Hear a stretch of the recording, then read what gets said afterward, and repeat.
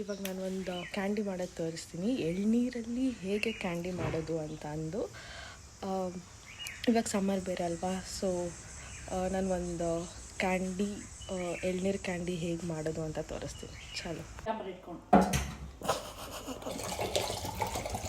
ಈ ಥರ ಎಳ್ನೀರು ಫಸ್ಟ್ ಇದರಲ್ಲಿ ಎಂಥದ್ದು ಇರಲಿಲ್ಲ, ನೀರು ಇಲ್ವಾ? ಗಂಜಿಯೆಲ್ಲ ಇಲ್ಲೇ ಅಣ್ಣ, ಇದ್ರ ಮುಂಚೆ ಇದರಲ್ಲಿ ಇದ್ದೆ ಅಲ್ಲ, ಇಲ್ಲೇ ಇತ್ತೆ. ಗಂಜಿ ಬೇಕಲ್ಲ ಈಗ. ಒಂದು ಕತ್ತಿ ಹೊಂಡಕ್ಕೆ ನೋಡಿ, ಮನೆಯಲ್ಲಿ ಹೀಗೆ ಕಟ್ ಮಾಡಬೇಕು. ಶ್ಯಾಮಲಾ ಆಂಟಿ ಎಷ್ಟು ಕಷ್ಟಪಡ್ತಿದ್ದಾರೆ, ಒದ್ದಾಡ್ತಾ ಇದ್ದಾರೆ ಒಂದು ಎಳ್ನೀರು ಕಟ್ ಮಾಡೋಕ್ಕೆ. ಒಬ್ಬ ಈಸಾ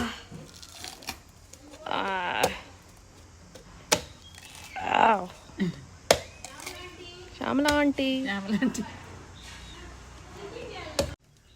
ಒಂದ್ರಲ್ಲಿ ನಮಗೆ ಸ್ವಲ್ಪ ಸಿಕ್ಕಿದೆ ತೆಳು ಗಂಜಿ, ಇನ್ನೊಂದು ಪೂರ್ಣಿಮಾ ಅವ್ರು ಕಟ್ ಮಾಡ್ತಾ ಇದ್ದಾರೆ.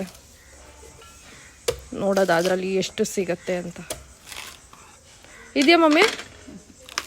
ಇದೆಯಲ್ಲ, ಇದರಲ್ಲೂ ಸ್ವಲ್ಪ ತೆಳು ಇದೆ.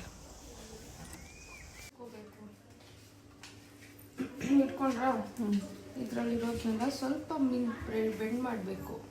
ಇವಾಗ ಇದರಲ್ಲಿರೋದೆಲ್ಲ ಅಷ್ಟು ದೊಡ್ಡ ಕಟ್ ಮಾಡಲ್ಲಿ ಕಟ್ ಚೂರೇ ಹಾಕಬೇಕು. ಐಸ್ ಕ್ರೀಮ್ಗೆ ಸಿಗ್ಬೇಕಲ್ಲ ತಿನ್ನೋಕ್ಕೆ.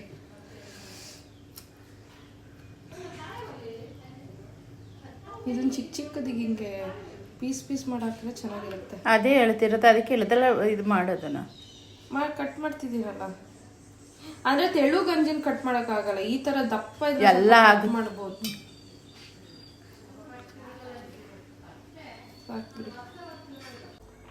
ವಾಟರ್ಮೆಲನ್ನ ಚಿಕ್ಕದಾಗಿ ಕಟ್ ಮಾಡ್ಕೊಬೇಕು.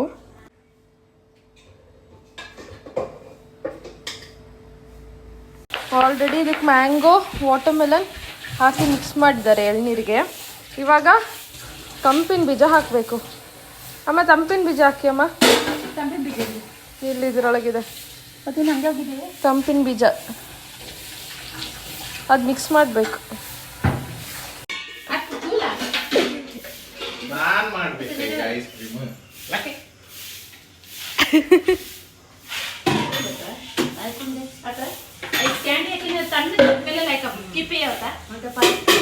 ಸ್ವಲ್ಪ ಅದು ಬಾದಾಮ್ ಪೌಡರ್ ಹಾಕಿ, ಎಂತದ ಸ್ವಲ್ಪ ಹಾಕಿ ಒಳ್ಳೆ ಆಗ್ತದೆ.